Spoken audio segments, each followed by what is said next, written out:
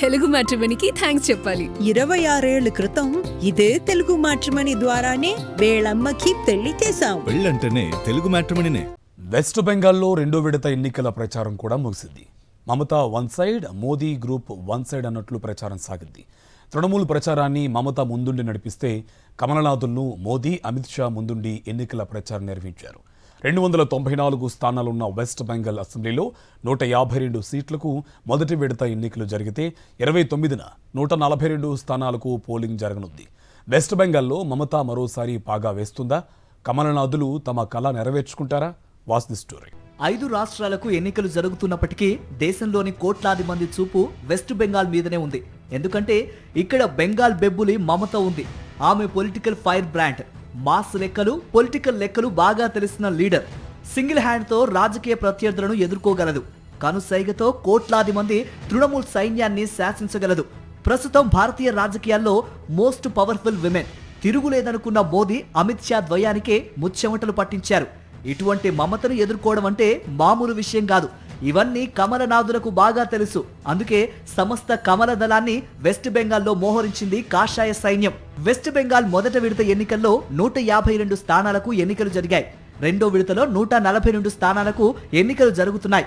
ఈ 142 స్థానాలపై కమలనాథులు, తృణమూల్ దళం పూర్తిగా దృష్టి పెట్టాయి.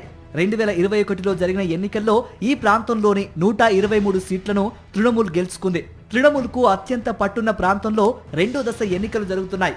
గత ఎన్నికల్లో బీజేపీ 77 సీట్లు దక్కించుకుని ప్రతిపక్షంలో కూర్చుంది. దీనికి ఉత్తర బెంగాల్ ప్రాంతంలో కమలనాథులు సాధించిన విజయాలే కారణం. ఈసారి దక్షిణ ప్రాంతంలో కాషాయ జెండా రెపరెపలాడించాలని కమలనాథులు గట్టిగా ప్రయత్నిస్తున్నారు. ఇందులో భాగంగా అత్యంత వ్యూహాత్మకంగా కాషాయ శ్రేణుల్ని మోహరించింది బీజేపీ. రెండో విడత ఎన్నికలు 8 జిల్లాల్లో జరుగుతున్నాయి. ఉత్తర కోల్కతా, దక్షిణ కోల్కతా రెండూ కలిపి 11 సీట్లున్నాయి. హౌడా ఇక్కడ 16 సీట్లున్నాయి. నాదియా ఈ జిల్లాలో 17 సీట్లు. ఉత్తర 24 పరగణాలు 33 సీట్లు. దక్షిణ 24 పరగణాలు 31 సీట్లు. హుగ్లీ 18 సీట్లు. పూర్వ బర్ధమాన్ జిల్లాలో 16 సీట్లున్నాయి. గత ఎన్నికల్లో బీజేపీ ఈ జిల్లాల్లో కేవలం 18 సీట్లు మాత్రమే గెలవగలిగింది. రెండో విడతలో మమతా బెనర్జీ, ప్రతిపక్ష నేత సువేందు అధికారి, మరికొంతమంది కీలక నేతల భవితవ్యం తేలనుంది. భవానీపురాలో అగ్రనేతలు ఇద్దరూ తలపడుతున్నారు. మమత, సువేందు అధికారి పోటీ చేస్తున్న భవానీపూర్లో సర్లో భాగంగా 51,000 ఓట్లను తొలగించారు. మొత్తం ఓట్లతో ఇవి 21%. గత ఎన్నికల్లో మమతకు 58,800 ఓట్ల మెజారిటీ లభించింది. ఈ నేపథ్యంలో తృణమూల్ నేతల్లో తీవ్ర ఆందోళన నెలకొంది. మమత మొదటిసారి క్షేత్రస్థాయిలో ప్రచారం చేశారు. మందిరాలను సందర్శించారు. ఓటర్ల మనసును గెలుచుకోవటానికి తీవ్రంగా ప్రయత్నించారు మమత.